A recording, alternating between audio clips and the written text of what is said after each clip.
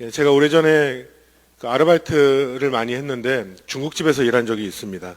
그러니까 생활비, 학비를 벌어야 되니까 급하게 그 수입을 올릴 수 있는 일자리가 필요해서 한 3개월 정도를 일을 했습니다.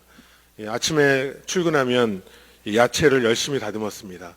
하루에 당근 한 200개 정도 껍질 까고 양파 껍질 까고 한 2, 300개 그 큰 버켓으로 한 두 개씩 그렇게 양파를 다듬었던 기억이 납니다. 그러니까 에그롤 굉장히 잘 만듭니다. 그러니까 순식간에 50개 정도 만들죠. 그래서 지금도 에그롤을 잘 먹지 않습니다.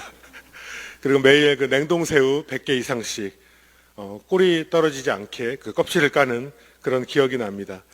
또 철거방처럼 그 제 스포츠카를 타고 음식 배달을 했던 기억도 납니다. 그러니까 제게는 굉장히 좋은 추억이고 그런 경험입니다. 그때 굉장히 배우고 싶었는데 볶음밥 만드는 걸 해보고 싶었습니다. 그런데 잘 안 가르쳐줘요. 왜냐하면 이 볶음밥 만드는 것이 주방장으로 입문하는 그 시작이었기 때문입니다. 나중에 한 번은 식당이 굉장히 한가할 때 제가 혼자서 한번 만들어 봤습니다. 옆에서 곁눈질로 본 대로 큰 웍에다가 그 야채를 넣고 기름을 넣고 쫙 이렇게 그 웍을 막 흔들면은 막 불이 붙는 것 같으면서 막 이렇게 만들어집니다. 다들 그 영화나 드라마 같은 데서 보지 않으셨습니까? 그리고 밥을 넣고 그리고 밥과 야채 밥이 야채와 고기 기름에 잘 볶아지도록 합니다. 그러니까 처음 만들어보고 저 굉장히 신났습니다. 그렇게 잘 만들고 접시에 떠서 막 흥분된 마음으로 한 숟갈을 먹었는데 와 진짜 맛이 없는 겁니다. 이렇게 첫 작품이니까 그 사장님이 옆에서 하는 걸 지켜보시다가 제가 시식한 후에 제 표정을 보시더니 막 웃으셨습니다. 그 이유가 무엇이었겠습니까? 소스를 하나도 안 넣은 겁니다. 물론 여러 가지 좋은 소스가 있겠지만 가장 좋은 것은 다 마칠 때 소금을 반드시 넣어야 되죠. 소금을 넣어야지만 짭짤한 맛이 나는 것만이 아니라 모든 야채와 고기 그리고 밥이 하나로 어우러지게 됩니다. 제가 그걸 그때 몰랐던 것이죠. 그때 그걸 알았더라면 지금쯤 TV에서 나오는 유명한 그 중국 요리사가 돼서 아이언 셰프 이런데 뭐 머리에 뭐 딱 쓰고 나오지 않았겠습니까? 그러니까 음식을 하는데 소금이 굉장히 중요합니다. 그러니까 여기 계신 분들은 다 20, 30년 그 요리 경력이 있으셔서 아마 잘 아실 거라고 생각합니다. 오늘 말씀을 보면 예수님께서 제자들에게 소금에 대한 비유로 가르쳐 주십니다.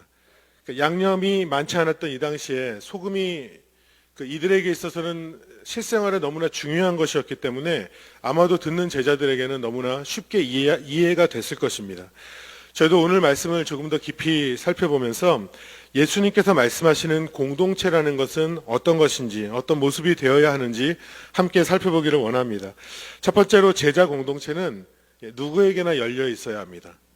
누구나 환영하는 것입니다. 우리는 어떤 모습으로도 그룹에 소속되어 있습니다. 가정에 소속되어 있고요. 형제 자매가 있고 친구가 있고 학교, 직장, 사회에도 그룹이 있습니다. 그런데 그 그룹은 내 의지와 상관없이 형성된 것일 수도 있고 내가 가입을 하고 함께 했기 때문에 만들어진 것일 수도 있습니다. 갑자기 선택해서 들어가는 공동체도 있습니다. 그러나 아무 그룹에나 함부로 들어갈 수 있는 것은 아니죠. 제가 만약 원한다고 여러분의 가족 공동체에 내가 가족이 되겠다고 선포하면 여러분이 그것을 받아주겠습니까? 그런데 오늘 38절 말씀을 보면 요한의 질문으로 이것을 대화를 시작합니다. 어떤 자가 있는데 주 예수 그리스도의 이름으로 귀신을 쫓았다는 거예요. 그런데 예수님의 제자들을 그는 따르지 않았다는 것입니다.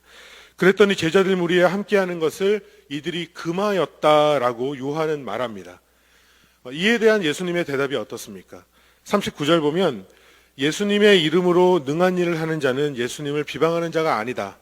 40절은 반대하지 않는 자는 우리를 위하는 자다. 예수님은 이렇게 말씀해 주시죠. 무슨 말입니까? 우리를 따르지 않았다고 하지만 예수의 이름으로 사는 자는 우리와 함께할 수 있다라고 예수님께서 그룹을 누가 들어오고 누가 나가야 되는지 예수님이 정해주시는 겁니다. 41절에서는 어떻게 말씀하십니까? 그리스도께 속한 자라고 하여 물 한 그릇이라도 주면 상을 잃지 않을 것이다. 이어지는 42절은 이 작은 자를 실족해 하지 말라.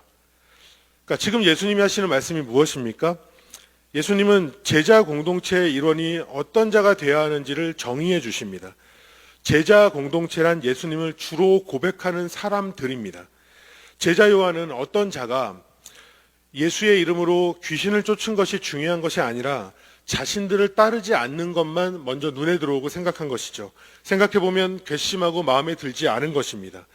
그런데 예수님께서는 나와 다른 자, 내가 이해할 수 없는 자, 내가 하는 일에 무관심한 자, 까다로운 사람들, 지겨운 사람들에 대해서 말씀합니다. 예수님은 이들도 소중히 여기라고 주님은 말씀하는 겁니다. 42절에서는 작은 자 하나를 실족하게 하면 차라리 연자맷돌을 목에 메고 바다에 던져지는 것이 나으니라. 이렇게까지 말씀하십니다. 연자맷돌은요, 이 당시에 연자맷돌은 굉장히 큽니다. 이 앞에 있는 스피커 정도 크기의 굉장히 큰 모양입니다. 그럼 굉장히 무겁죠. 사랑하는 여러분, 지금 예수님께서 제자 공동체는 어떠해야 한다라는 말씀을 하십니까? 저희 공동체에 우리 담임 목사님께서 강조하신 목회 철학 중 하나가 한 사람 철학입니다. 저는 42절에 이 바로 작은 자, 이 작은 자가 바로 우리의 한 사람이라고 그렇게 생각합니다. 오늘 본문에서는 제자들의 공동체를 대상으로 예수님께서 하시는 말씀이지만 이것은 예수를 주로 고백하는 성도의 모임인 교회에도 동일하게 적용될 줄로 믿습니다. 여러분, 교회에서 정말로 중요한 사람은 누굽니까?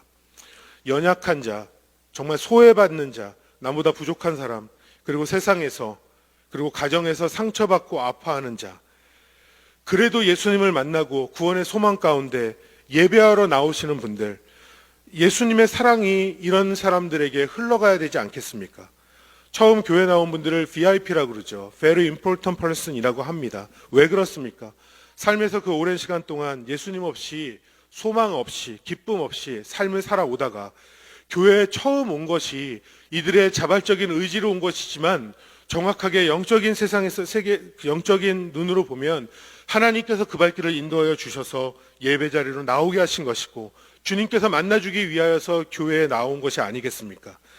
이렇게 성령님께서 그 마음을 움직여서 처음 교회에 발길을 하셨는데 저희는 얼마나 소중히 사람을, 그 영혼을 환영하고 섬겨야 되겠습니까? 제가 예수님을 영접하고 열심히 신앙생활을 할 때 교회에 처음 나온 친구가 있었습니다. 저랑 동갑이었습니다. 이 형제 교회에 오면 그렇게 인상을 쓰고 정말 똥폰만 잡고 너무 보기 싫은 거예요. 모임에 나오면 먼저 말도 잘 안 해요. 말 시키기 전에는 잘 안 하고 말 시키면 굉장히 짧게 대답하고 그런데 또 집에도 가지 않고 항상 모임하는데 옆에 있습니다. 성경 공부할 때 이상한 소리 하고 그래서 저도 몇 번 보다가 이 친구가 너무 마음에 안 드는 거예요. 그리고 얘는 정말 우리 이 청년부에 없었으면 좋겠다고 생각됐습니다. 그러니까 친절하게 대해주지 못했습니다. 아니 그렇게 할 수 없었던 것 같습니다.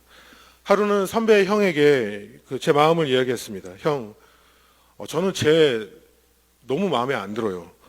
지가 잘난 줄 알고 멋있는 줄 알고 맨날 폼이나 잡고 이상한 소리나 하고 그랬더니 그 형이 제게 해준 대답이 이랬습니다. 상우야, 네가 처음에 저랬어. 제가 그 말을 듣고 정신이 번쩍 났습니다.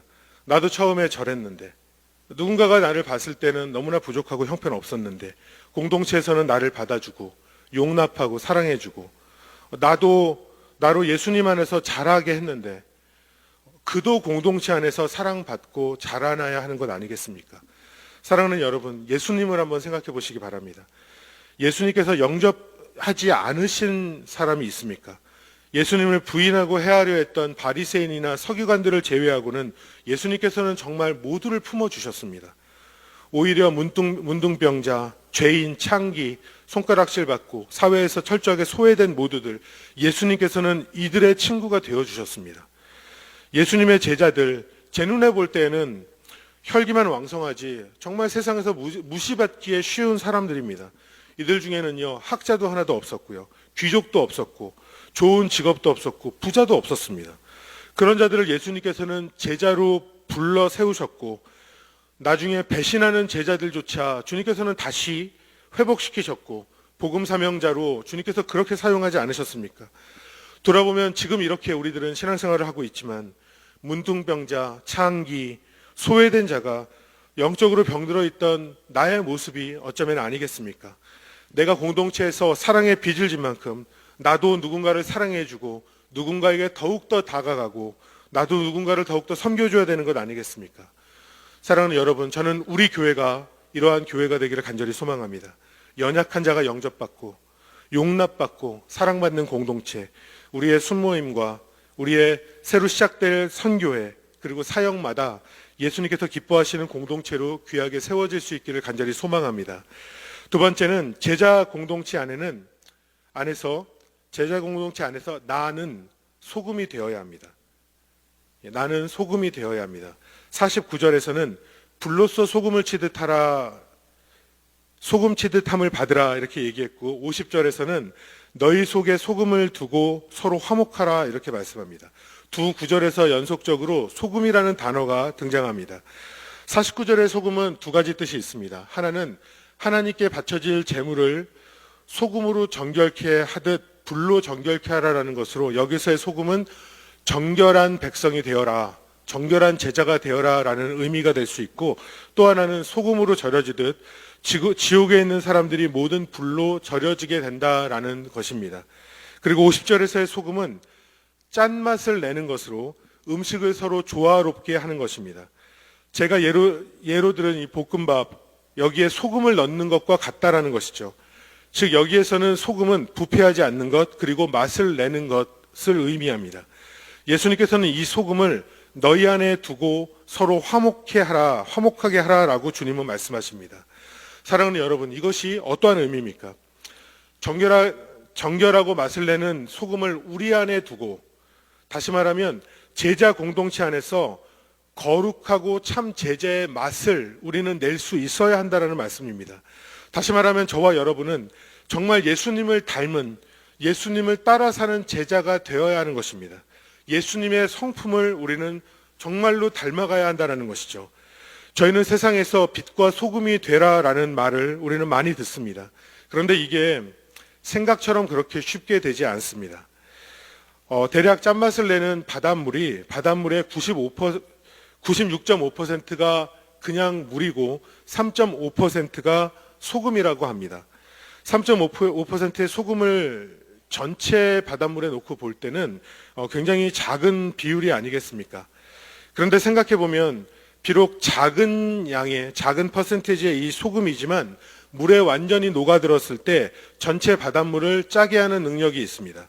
소금은 맛을 냅니다. 그리고 음식을 보존하죠. 그런데 언제 맛도 보존도 되는 것입니까? 소금이 녹아내릴 때라는 겁니다. 작은 양이지만 그 소금이 녹아내릴 때 전체에 큰 영향이 있습니다. 우리에게 적용하여 이야기한다면 녹아내린다는 이 말씀은 우리가 희생할 때, 우리가 헌신할 때, 우리의 땀과 눈물과 정성과 우리의 마음이 들어가서 섬길 때에 이것이 능력이 있고 이것을 통해서 역사가 일어난다는 것입니다. 제가 시작할 때 이 볶음밥을 예로 들었는데 이렇게 예를 들어보면 어떻습니까? 다 볶음밥을 하고 소금을 넣는데 소금이 녹지 않고 덩어리채로 있다면 우리가 그것을 한 숟갈 입에 넣고 씹었을 때 우리는 어떻겠습니까? 맛있다고 먹을 사람 아무도 없습니다. 다 뱉어낼 것입니다. 소금은 녹아야지 그 맛이 있고 그 역할을 충실히 하는 것이지 녹지 않으면 뱉어내게 되는 것입니다. 저는 중요한 것은 소금처럼 사는 삶이란 소금처럼 녹아들어가는 인생, 정말 희생하고 섬기는 삶이라고 그렇게 생각합니다. 이때에 능력이 있고 공동체가 변화되고 예수님을 닮은 공동체, 주님이 기뻐하는 공동체로 변화된다는 것입니다.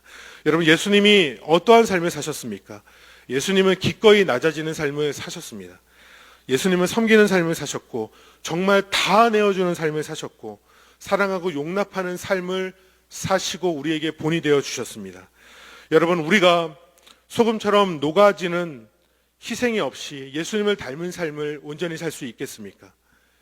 미국 아이다호의 신학교 교수고 목사인 피터 레이하르트라는 이 교수님 그리고 이 목사님은 복음과 도시라는 사이트에 이러한 글을 기고했습니다. 제자들도 이런 의미에서 소금이다. 이 세상은 재단이다. 인류와 세상은 하나님께 드리는 하나의 큰 제물이 되어야 한다. 우리가 순종하고 고통받는 자기 희생으로 스스로를 바칠 때 우리는 하나님을 기쁘시게 하는 우주 희생의 조미료가 된다. 우주 희생의 조미료가 된다. 예수님을 닮은 우리의 희생, 헌신의 삶이 소금처럼 하나님이 기뻐하시는 우주 희생의 조미료가 되어서 정말 예수님이 기뻐하시는 공동체, 예수님이 눈여겨보시고 그 마음을 흡족해 드리는 우리의 가정, 그리고 직장, 그리고 우리 KCPC 제자 공동체가 되기를 우리 주 예수님의 이름으로 간절히 축원합니다.